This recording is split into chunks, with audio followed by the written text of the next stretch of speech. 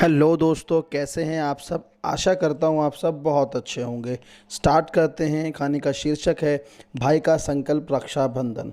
तो हम स्टार्ट करते हैं। अनूप बिस्तर पर लेटा करवटें बदल रहा था, मगर नींद आंखों से कोसों दूर थी। कल रक्षाबंधन है, लेकिन घर में उदासी छाई थी।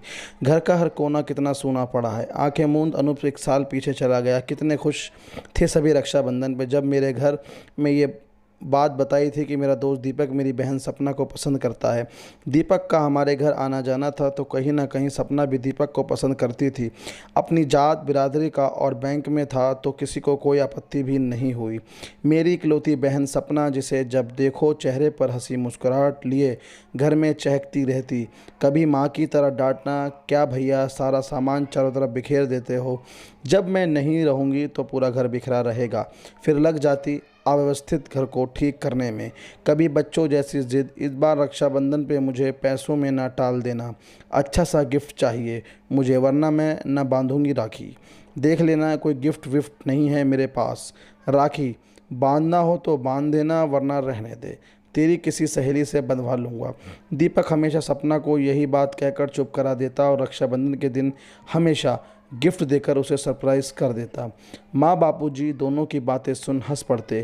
क्यों छोड़कर जाना होता है बेटियों को, क्या ये नियम है इस संसार का। सपना का दर्द सोच अनूप की आंखों से आंसू छलक आए।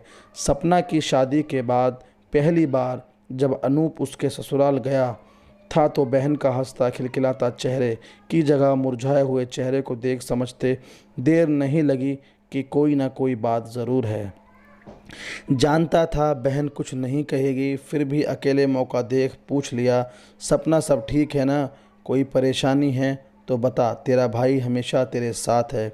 सब ठीक है भैया, जानती हूँ आप हमेशा मेरे साथ और हमेशा रहोगे। मैं खुश हूँ भाई। अपने को संयंत्र पर सपना बोली।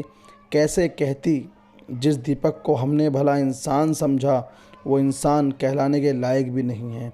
उसने तो सिर्फ मुझसे इसलिए शादी की थी, इकलौती बहन है, दहेज अच्छा मिलेगा। ना उसके माँ बाप को और ना ही खुद दीपक को उसकी कोई परवाह है।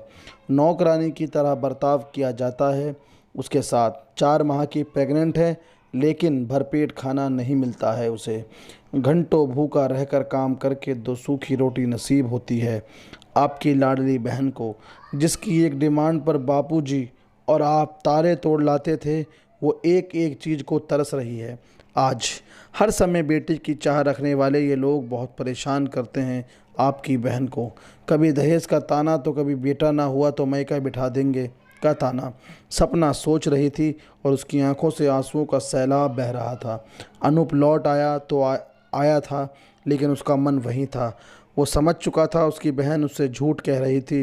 रक्षाबंधन आने वाला था, तो कुछ दिन पहले ही अपनी लाडली को घर ले आता हूँ सोच बिना बताए जब बहन के ससुराल पहुँचा, तो देखकर हैरान था। जिस दीपक को अपना दोस्त समझ अपनी फूलों से नाजुक बहन को सौंपा था, वो उसके बाल पकड़ हाथ उठा रहा था। उसकी बहन के आत्मसम्मान, उसके अस्तित्व की धज्जियाँ उड़ा रहा था। एक भाई का सब्र टूट गया। जाकर सीधे जड़ दिए 2 थप्पड़ दीपक के गाल पर। खबरदार, जो एक कदम भी आगे बढ़ा मेरी बहन की तरफ, यहीं पर जिंदा गाड़ दूंगा। ये एक भाई का संकल्प है। जो मेरी बहन के साथ ऐसा दरिंदों जैसा व्यवहार करेगा, उसके अस्तित्व, उसके आत्मसम्मान को कुचलेगा, मैं उसे नहीं छोड़ूंगा। अनूप गुस्से और बहन के दर्द से चिल्ला रहा था। सपना भागकर अपने भाई के सीने से लग गई। अनूप सपना को लेकर घर आ गया। आज रक्षाबंधन है। घर में उदासी ज़रूर थी, लेकिन सुकून था। उनकी बच्ची दरिंदों के चंगुल से आज़ाद हो गई थी। माँ ने फटाफट सपना के कमरे में चाय देकर और उसे बोलकर आई कि जल्दी तैयार हो जाओ, और कुमकुम दिया, मिठाई और राखी से थाल सजाकर सपना के हाथ में थमा दी। सपना ने कुमकुम लगाकर अनूप की आरती उतार हाथों में राखी बांध रही थी कि तभी अनूप बोल पड़ा, सपना, आज गिफ्ट के रूप में मैं तुमसे एक वादा करता हूँ और संकल्प लेता हूँ कि मैं तुझे दोबारा कभी उस नर्क में नहीं जाने दूंगा। तुझे इतना सशक्त बनाऊंगा कि तुझे किसी के सामने कुछ सहने की या दबने की ज़रूरत ना पड़ेगी। जब कभी तुझे मेरी ज़रूरत पड़ेगी, हमेशा मुझे अपने साथ पाएगी। और तुझे भी अपने भाई से यह वादा करना होगा कि तू कोई भी परिस्थिति हो, अपने भाई को ज़रूर बताएगी और कभी किसी के अपने अस्तित्व और अपने आत्मसम्मान को ठेस नहीं पहुँचने देगी। सपना अपने भाई के गले लग गई। आज उसके भाई ने सच में रक्षाबंधन का असली अर्थ समझा दिया था। बहन के आत्मसम्मान की जब जब बात आएगी, जब जब भाई आगे खड़े होंगे। और ये हर भाई का कर्तव्य बनता है कि शादी होने के बाद उसका रिश्ता बहन से ख़त्म नहीं हो जाता, बल्कि जिम्मेदारियाँ और बढ़ जाती हैं कि हमारी बहन को कोई दिक्कत तो नहीं है। Thank you.